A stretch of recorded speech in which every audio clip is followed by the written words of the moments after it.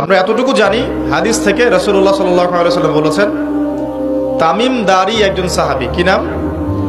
তামিম দারি রাদিয়াল্লাহু আনহু। তিনি একবার 30 জন বা 40 জন সাথীকে নিয়ে সাগরে সফর করতে শুরু করলেন। প্রচণ্ড ঝড় আসলো, সাগর তাদেরকে প্রায় 1 মাস সমুদ্রের মধ্যে ঘুরালো। এক পর্যায়ে একটা দ্বীপে তারা নোঙর করতে পারলেন। সেই দ্বীপে তারা একটা প্রাণীকে দেখতে পেলেন, যেই প্রাণীর গায়ে প্রচুর লোম ছিল। কি ছিল? লোম। এত বেশি লোমকূপ যে তার চেহারা কোনটা আর পিছন দিক কোনটা এটা আইডেন্টিফাই করা যাচ্ছে না।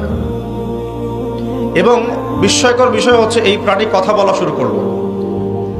তারা বলল, তোমরা কারা? তারা বলল, আমরা আরব থেকে এসেছি। এরকম কিছু কনভারসেশন হলো। তখন সেই প্রাণী বলল, তোমাদের অপেক্ষা করছে একজন ব্যক্তি, আমার সাথে আসো। তাকে শেকল দিয়ে বেঁধে রাখা হয়েছে এবং সেই ব্যক্তি তাদেরকে জিজ্ঞাসা করছিল, তোমরা কোত্থেকে এসেছো? তামিম দারি রাদিয়াল্লাহু আনহু তিনি বলছেন, আমরা মক্কা থেকে এসেছি, মদিনা মক্কা থেকে এসেছি। কি উদ্দেশ্যে? এই উদ্দেশ্যে, তোমাদের সেখানে একজন ব্যক্তি আছে মুহাম্মদ, তার কি খবর?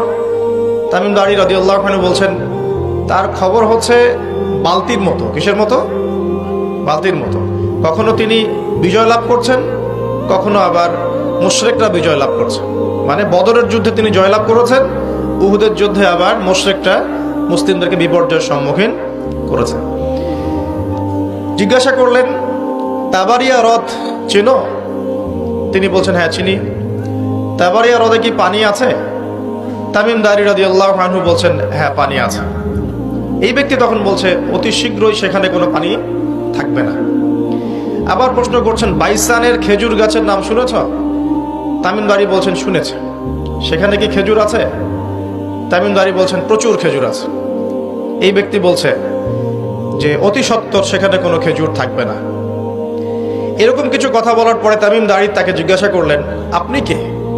এত প্রশ্ন জিজ্ঞাসা করছেন, তুমি কে? তোমার পরিচয় দাও। তখন এই ব্যক্তি বলছিলেন, আমার পরিচয় তোমরা খুব শীঘ্রই জানতে পারবে। অতি শীঘ্রই আমি এই শেকল থেকে মুক্ত হব এবং পুরো পৃথিবীতে আমি 40 দিন রাজত্ব করব। কতদিন? 40 দিন।